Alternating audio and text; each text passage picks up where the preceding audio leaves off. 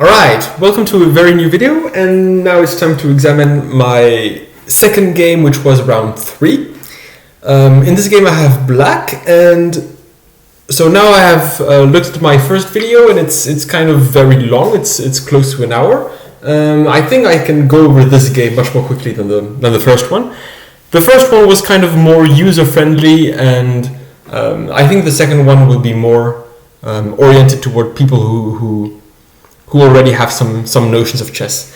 So basically, before the game I saw that I have black. I saw that he plays 1e4, and that so he saw that I play the Sicilian Najdorf, this is the starting point of the Sicilian Najdorf, and I saw that he was an avid bishop g5 player, and so I prepared exclusively, like before the game I just reviewed the lines associated to bishop g5, and what I was not expecting was what he played, which was bishop c4. I kind of have a love-hate relationship with this move. I mean, more like a hate relationship than a love relationship. So basically, I kind of always lose these positions with black, and very recently, like a few days ago, I have changed my repertoire to account for this and developed a new line, but it was completely ineffective in this game, and so kind of back to square one. I have more stuff to analyze. So here I play d6, and here he plays bishop e3, and now this is, I'm not sure whether or not this is a rare move, but I have not seen it, and I am out of book. So I am out of book, and the other thing that I heard before the game is I asked people who knew him what his playing style was like, and the unanimous response was that he was a very aggressive player who likes to attack. So you will see in the game that this is very much the case, and I think I succeeded pretty well in actually preventing him from playing the kind of chess that he seems to want to play. So here I was not sure what to play. I hesitated between b5, knight c. Arrow drawing is hard. b5, knight c6, bishop e7, queen c7, and knight d7. In the end, I chose knight bd7. Just because I thought it would be fun, and actually, I kind of regretted playing this move instantly because of this line. So I don't know if this works. Most likely does not, and castles. But I think there would be some kind of chance for white to start some sort of attack. Probably this is way too much. In any case, he didn't go for it in the game. I'm not sure whether this works. I'm actually saying this because of an analogy with this line, because in this line, bishop takes e6, I know that this is a thing, and I know that in this line, black is close to lost, but probably castling for this is more important than playing bishop e3, so I might be actually safe here. So here he played a4. So in the Najdorf, playing b5 is a very typical thing to get the bishop on the long diagonal, and this kind of prevents this. In addition, b6 is kind of difficult to play. It's rarely a Najdorf move, also because you leave a big fat hole on c6. So I played knight e5, mostly because I was still under the psychological impression of having to defend this, and also this knight e5 move comes with a tempo, so this is nice. He plays bishop b3, bishop e7, castle. So I only castle after he does, because I know that he's an attacking player, and I thought he might start some stuff like this, and if he plays something like f4, knight c6, and g4, I definitely don't want to castle now. And let's say and get hit with g5 and I don't know, like something like this. Not for me, thank you. Like the king can castle long, like this is going to be horrible. This is going to be a one-dimensional. Like black can already think about some different sacrifices. F5 is a move. Bishop takes c6 is a move. Knight takes c6 is a move. Like everything is very flowing very nicely. So this is exactly the kind of positions that black that I want to avoid, and that he likes to play. So here, when he has castled, and now that he can no longer move the pawns in front of his king, now I am free to castle. So now he plays king h1, which is so before here I was thinking if he plays h4, I can f4, sorry, I can simply play this, and the bishop is kind of feeling a bit lonely on this diagonal. It doesn't really want to be captured by the knight, but going back is also not advisable. Here you block off the queen's defense of the knight, and so this is already a pretty juicy target, and I can, now that the knight is pinned, I can actually play pawn to e5 and just pick it up next move. If the bishop goes to c1, I can still play queen b6, and it's not easy to defend this knight actually. Probably the best move is to play king here anyway, and after e5, let's say takes, and let's say knight e2, I can play knight f2 and have a nice fork, winning the exchange. So this would be kind of a great thing for me, and so this is why like white cannot play f4 at this stage. So I felt all the more safe to castle that he cannot play f4 and start some attack now. So in this position, he went king h1.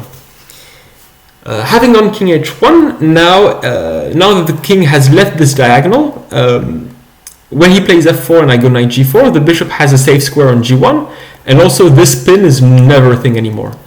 After the game, Sébastien Mazet suggested h3, which is pretty much the same idea of denying the g4 square altogether, which would be kind of an improved version of king h1. So king h1, and I chose to simply develop with bishop d7. The one thing that I looked at two things, both of which severely do not work. But basically here I would be tempted to kind of sacrifice something here and go give mate in some way. So I tried to look at how this works. This seems widely outlandish enough, and of course it doesn't work.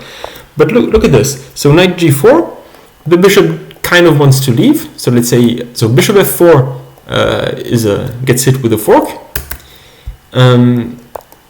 I think I briefly calculated some more stuff associated with h3 or f3. Let's say h3.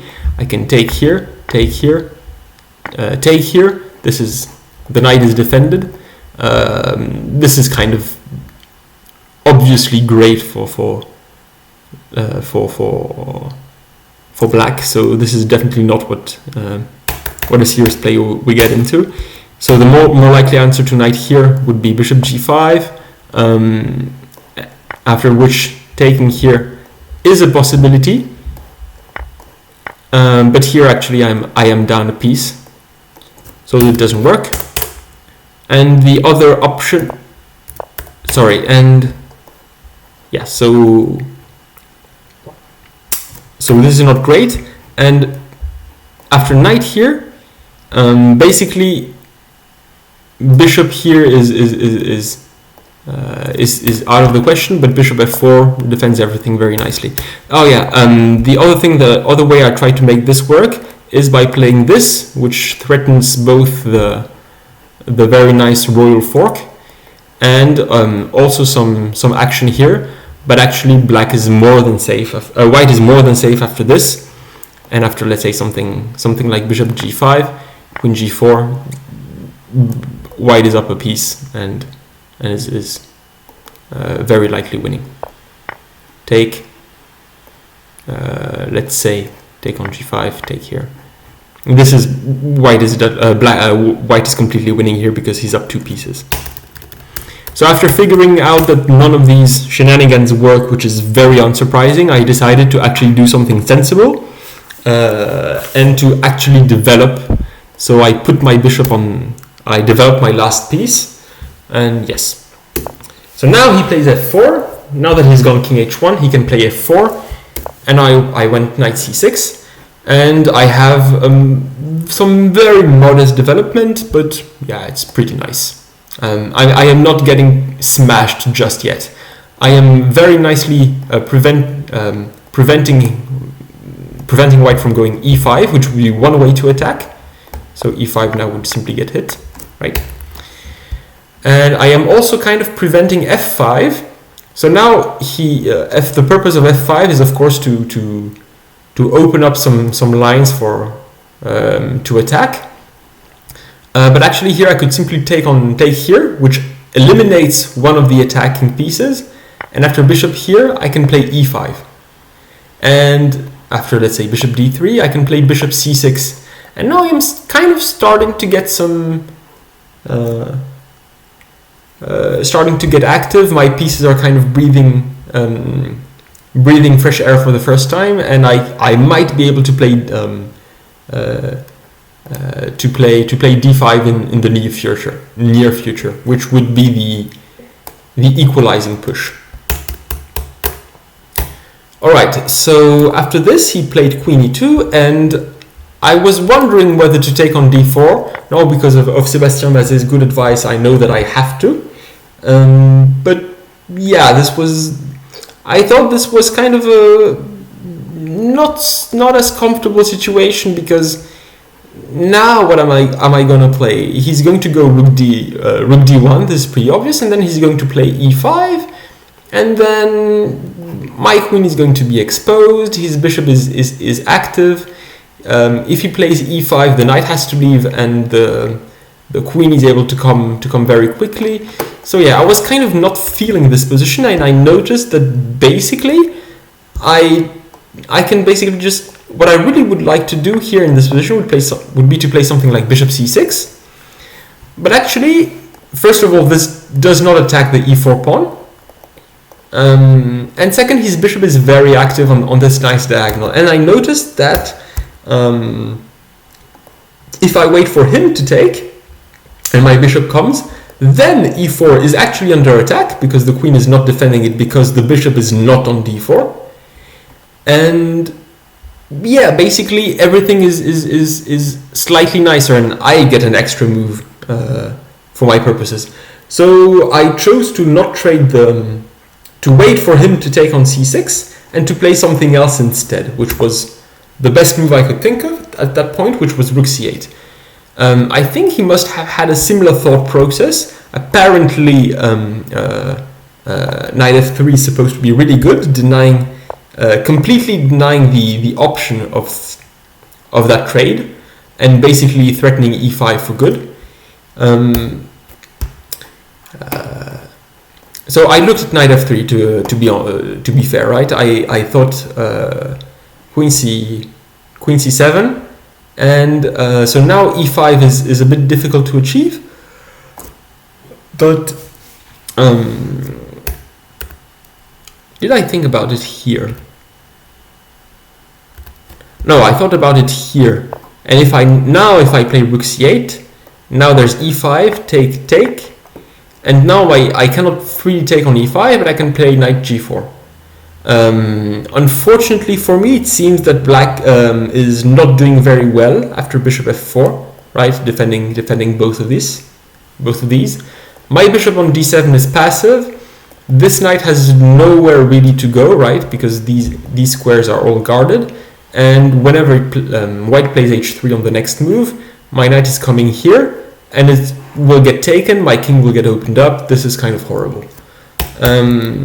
So yeah, for some reason I missed that after bishop f4 I was so much worse.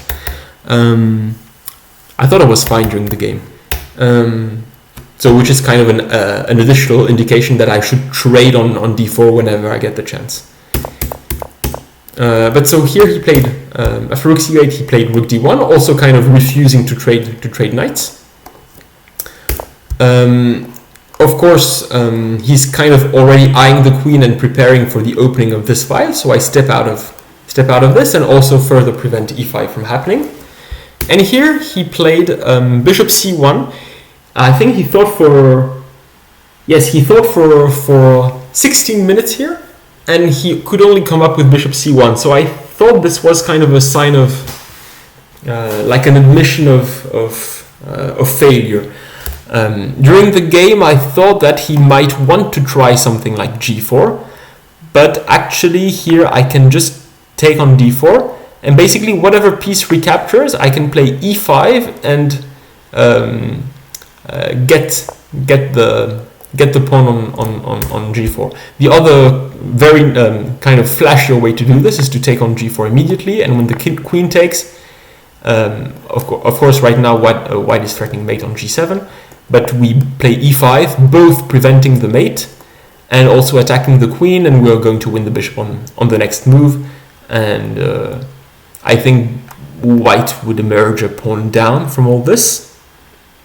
I have not really calculated if white is actually winning a pawn in this whole situation. I guess he is not actually, because whenever I take the bishop, he will take back.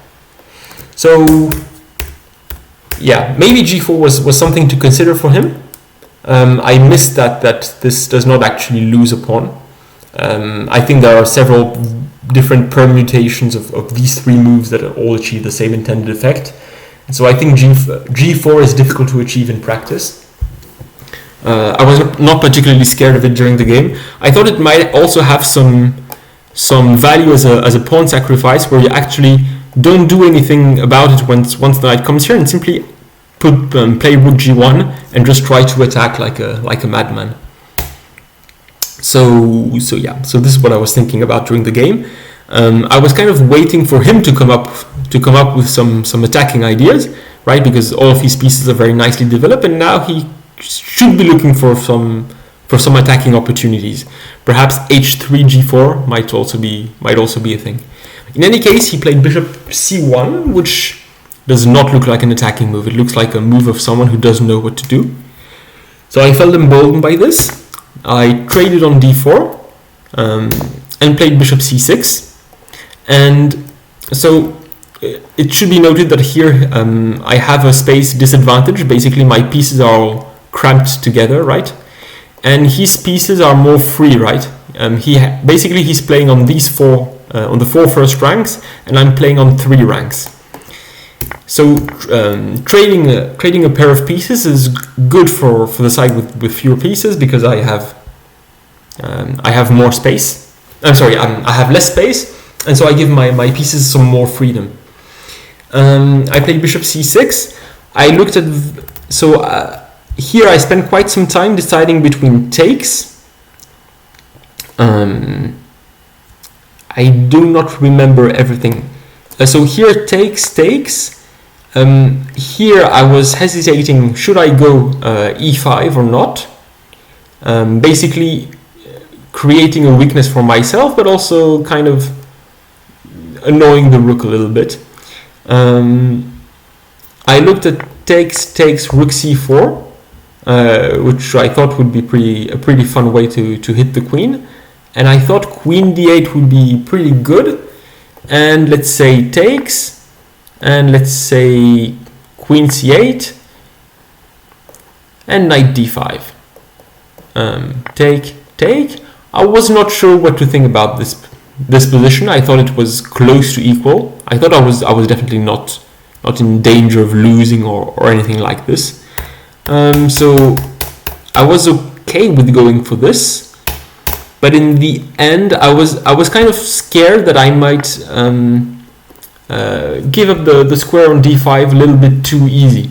And also, I was scared about opening this bishop up by taking, because basically if white simply plays the rook back, or plays rook to d3, for instance, going to g3 or to h3. What am I going to do with this pawn, right? If I take like this, here I think white is doing really well.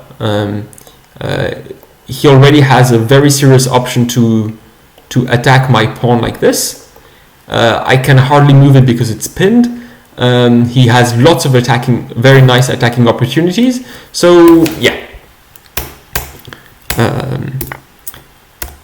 One more thing that I thought about was playing e5 immediately, but I think knight f5 kind of forces bishop takes f5, and here it feels to me that I've given up the square on d5 way too easily, and that black should not be doing really well.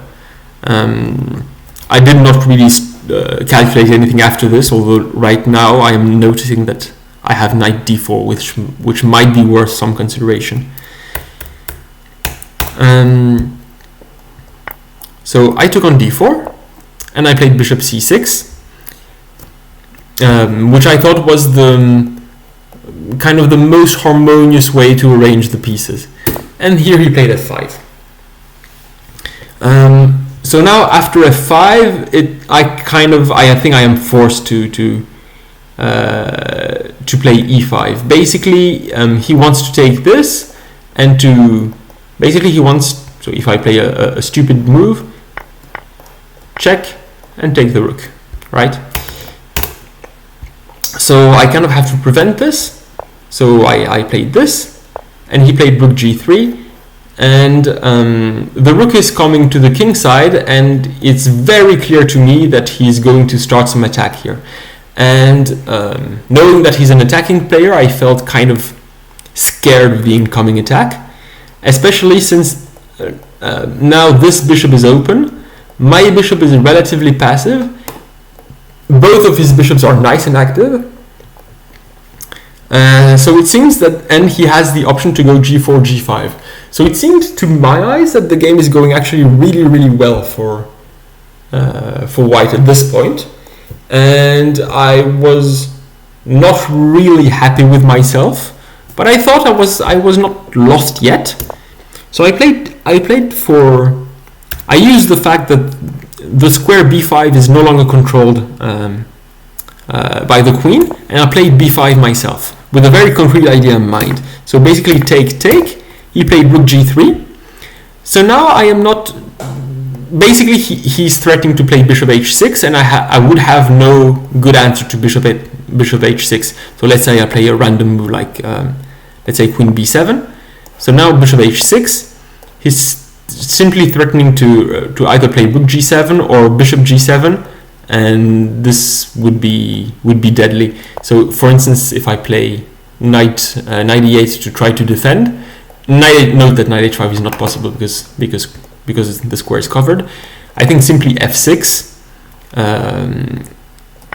bishop takes f6, trying to defend, rook f6, knight f6, and now either rook takes g7 or bishop takes g7. I think both moves work, and here I think black is dead lost. The knight cannot prevent anything, right? And next move is bishop f6 or bishop e5, which will be mate or close to mate. So bishop h6 has to be avoided at any cost. Playing h6 of course doesn't help, right? The pawn is still pinned.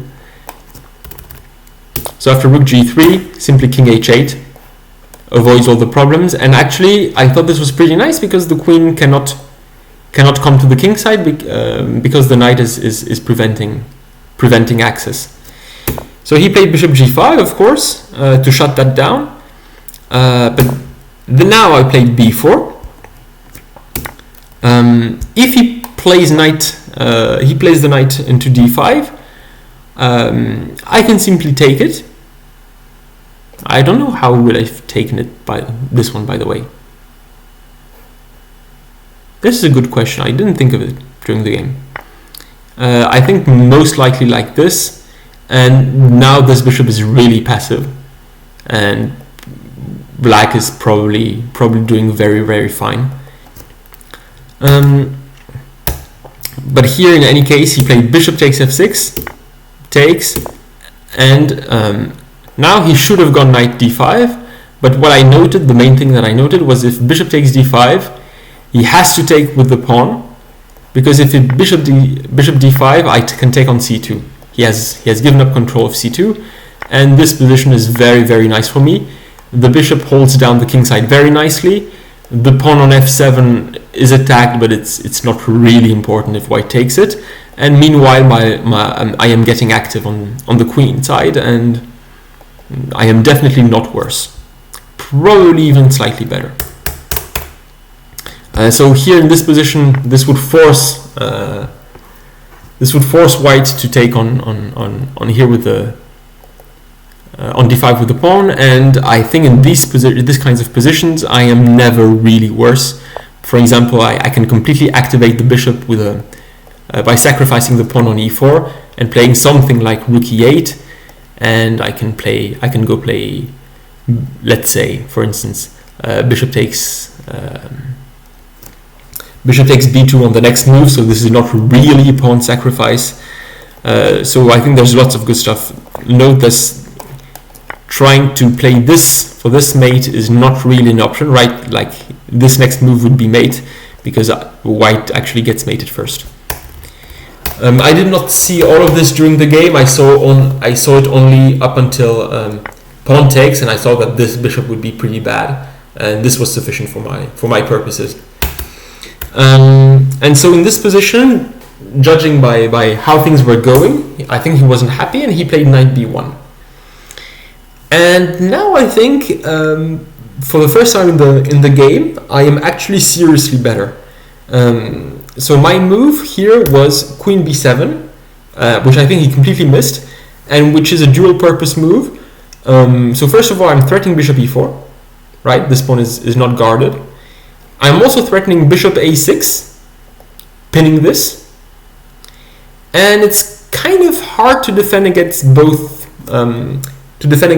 of these threats, right? If he just plays rook e3, then bishop a6, let's say c4, and en passant is a thing, and white can resign. If he goes rook e1, just to try to defend the pawns, this would kind of address both threats at the same time, except for bishop h4, winning the exchange and the game. So this is kind of a bad position, and I think white is kind of forced to play knight d2, but here what I wanted to play for was d5, and I think here white is... I don't know how bad this is for white, but I am definitely extremely happy to get this as black. I'm probably going to take on here if he plays something like this. Like right now, all of my pieces are active. The bishop is getting more active. This pawn is hanging.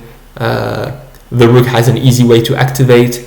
There is absolutely no kingside attack because the bishop is holding down everything. So yeah, this is kind of a dream position for black. So here he played rook d1. I took on e4 and he took on d6. So right now this is only an exchange, but he can actually play. I can actually take on f5. I was not sure during the game about taking on f5 right away, because, for instance, let's say what would be the best way to illustrate the problems. Like, let's say rook f6, and let's say queen here. If the bishop moves, then check, and am I getting attacked more than I can handle? Actually here I am getting attacked more than I can handle because the pawn is pinned. So yeah, I didn't want any problems, and so I thought the best way, like the pawn is not going anywhere. I can get it whenever I want, and I played rook d8. He basically forcing a trade of rooks and improving the position somewhat. The rook on f8 was passive anyway, so this is a really great option for me. He played knight e2, and now I can safely pick off the pawn on f5. So now for the first time in the game, I am up a pawn. This means really good prospects of winning. My pawn is a central passed pawn. This is kind of the Rolls Royce of passed pawns, and yeah, life is good. He plays h3. Basically here there's lots of different possibilities for him to go wrong and just lose in one move. For instance, what would be one?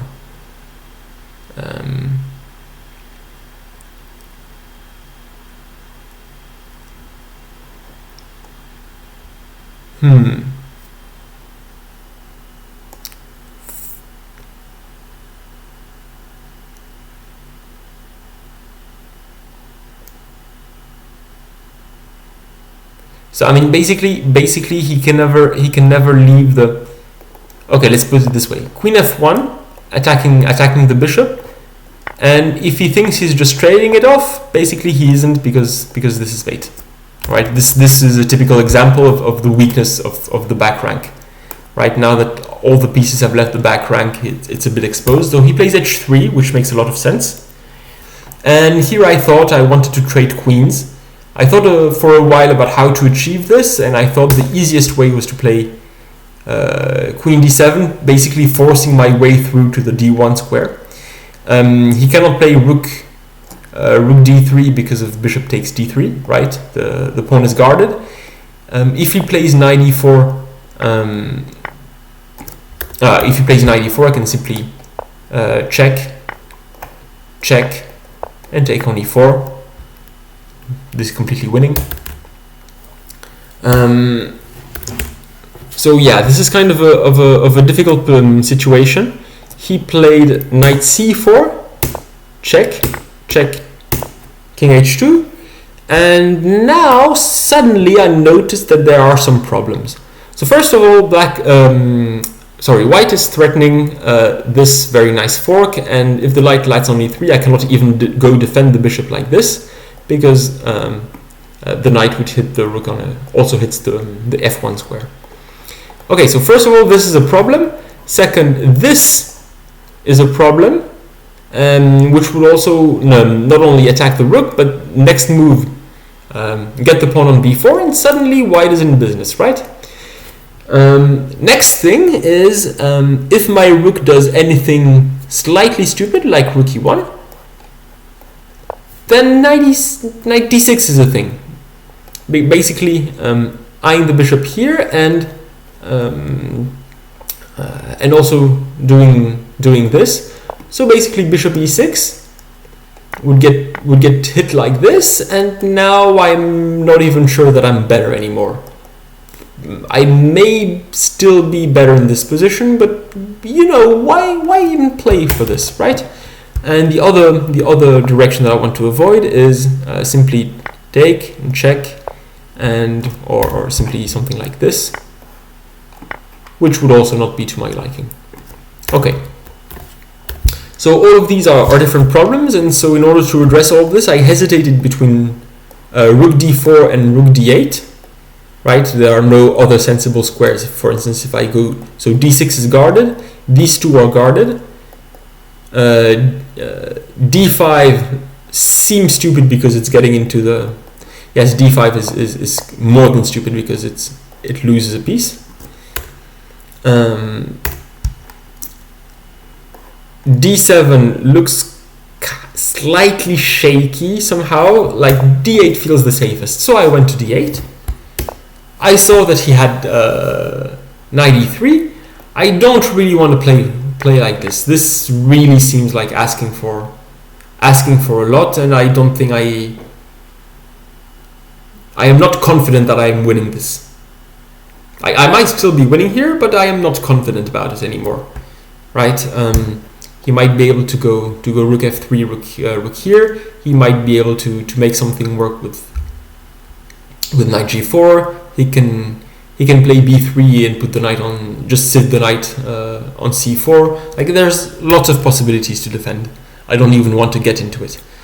So I played Bishop G6. I saw that he has Knight D5, and for a while I calculated this kind of endgame, which I thought was pretty decent for me. And the other one that I calculated was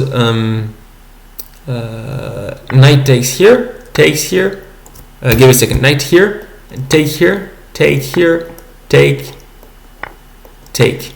And I thought this is pretty good for black, because basically I can play H5, and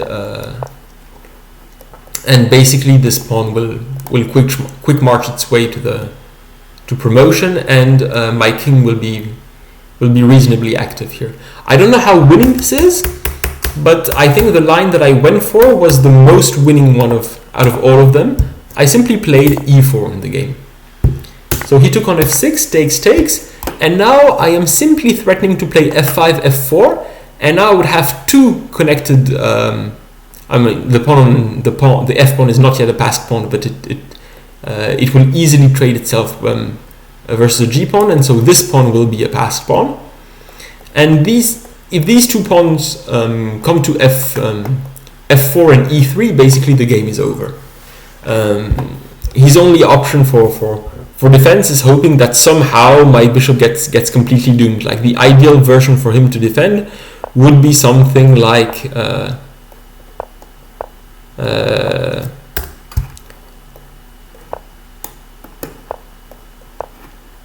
some sort of construction like this, right? Where basically he has put everything on dark squares. My bishop is completely dead on g6, and yeah, black is really happy about black is not happy at all. Sorry, about the development of like how things are going. Maybe having the king on g5 is an even better deal in this situation, but whatever.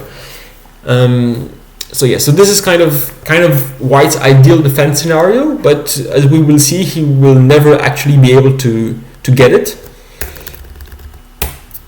So he played rook e3 in the game. I played f5, king e3, so king g3, and if he were able to get one more move and put the king on f4, this might come close to something that looks like a defense, but I play rook d2, and simply like the king cannot move because the pawn on g2 would hang. So he played c3, takes.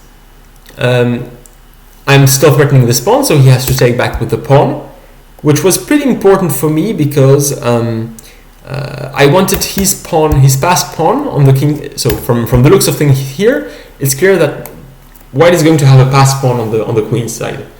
But would I rather have it on the B file or on the C file? I think it's clear that it's having a light squared bishop, it's easier to stop it on a light square. And there are simply more light squares on the way on the C file. Furthermore, the C file is also closer to the king. So if I want to go catch the pawn with my king, or go like this, it's like one square closer to if the pawn is on the C file. So I was very happy about this, because now the pawn is on the C file, which is nice for me. So now it's time to activate the king. He played bishop c4, which I think serves no purpose, but whatever. King here, rook e2. Oh yes, sorry, yes. The purpose of bishop c4 was to go rook e2. And so I think his ambition with this move is that he wants to disrupt the connection between my rook and this pawn and be able to finally play king f4 and try to set up some sort of fortress. But I can simply take, and now that my king has come to e5, I am ready to play f4, and now the game is over. Basically at this point, he has absolutely no chance of preventing f4, and I will simply. So right now my bishop is absolutely horrible, but I will have absolutely no trouble putting these pawns on dark squares, and basically then my bishop will roam free. This pawn is definitely not dangerous for me because the king is very close. When all the pawns are on dark squares, his bishop will be completely useless, and the extra squares in front of the pawns will be light squares, and my bishop will easily find a way to take control of these squares. So we'll see how that looks in practice. And this is actually in very stark contrast to my game in the morning, which was my game 1 and game 2 in the tournament, because so here I am the one who is up a pawn, and basically having same squared bishops actually makes the position completely dead lost. If it was possible to actually trade the bishops, White would, I think, not hesitate to do it. White would go for it in a heartbeat. because it would very slightly improve his chances of holding this. But this is a really horrible situation. If this bishop was sitting on e3, if it was a dark squared bishop, then this would be a completely different situation, and it would be basically a draw. And there would be absolutely no way for black to make any progress. As is, the bishop is on e2. It's a light squared bishop, and this means that white is dead lost. So he played bishop c4. I can play f4 check. He went king f2. I thought for a while about king g5, but the funny thing about king here is that the king is actually getting not yet mated, but it's getting close. The king does not have a lot of free squares, right? All of these squares are taken, but the king can basically go back and forth, but all of these squares are taken. So the king is kind of in a box now, and black is just obviously dominating. So f4, he went back, f6, because why not? This also allows the bishop to start having some active operations. Bishop b5, e3 check, bishop e4, we're activating our own bishop. If this pawn moves even for one square, we're definitely not taking, we're playing f3.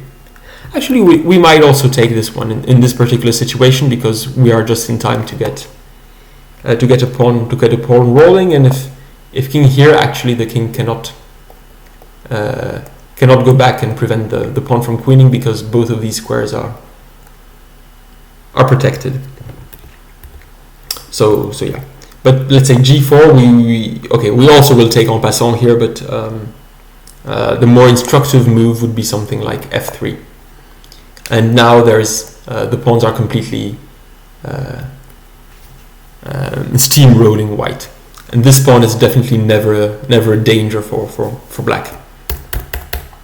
So bishop e4, threatening the pawn here, king f1. So white is extremely passive at this point.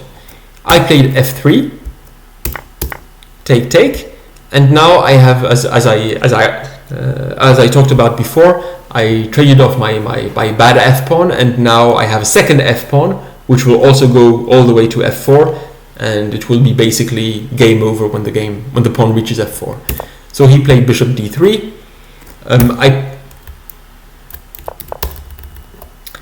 I put my pawn on a dark square, so he can never hit it. Bishop g6, f5, c4, f4. Note that the pawn is completely controlled, right? Like, this is not a problem I am worrying about at all. Bishop here, king d4. So the pawn can no longer advance because I have taken control of this square. h4. So now I play bishop e4. I'm threatening to play check and to trade and to take this pawn, which I do. And basically here, if he trades and goes king f3, it's very instructive to know that these two pawns are self-sufficient, and I can basically play any move. I can even go take my time and go win the pawn on h5, and he actually can only play moves like this because as soon as he takes this one promotes and he cannot catch it. So because of this, he can no longer trade bishops. He played bishop g6. I take control of, like you can imagine some sort of wall of squares. I take control over this, forcing the king back, and now I played f3, and at this point white resigned. So he resigned basically because f2 he cannot be prevented. So let's say some random bishop move, f2, and my next move is basically bishop c4, which will force the king to move away. So let's see how it looks. Check, and I am queening, and it cannot really be prevented. If you play something like this to take the square under control, the easiest way is to check anyway, and whenever he takes it, we trade it off. And the king again, these pawns are self-sufficient, so we can, if we are cruel, we can go all the way and take this pawn, but we can also go a bit more quickly. Actually, in this specific position, it's a bit harder, because if we play king here, this would be stalemate. So it might actually be a good idea to do something like this and prevent the king from coming back. So this is how you win this position. Another way to win is to simply do this on the other side.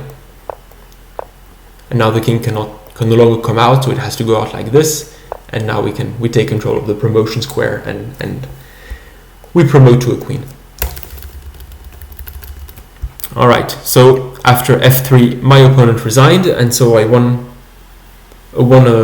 I think a decently nice game. So yeah, I am pretty happy about my performance in the tournament so far. I am sitting at 1.5 out of 3. Of course I obviously missed game 1. Today I played 1.5 out of 2, which I think is more than the level of my play should have gotten me. But I'm happy, I'll take it. Last year I played I scored 1 out of 8, which was really bad, and I was kind of happy to have actually gone beyond 1/8 in only one day. So now there are 5 more days left and 6 games to go. Tomorrow I have only 1 game against a younger opponent, and so yeah, I'm feeling pretty optimistic about my play. I have not made any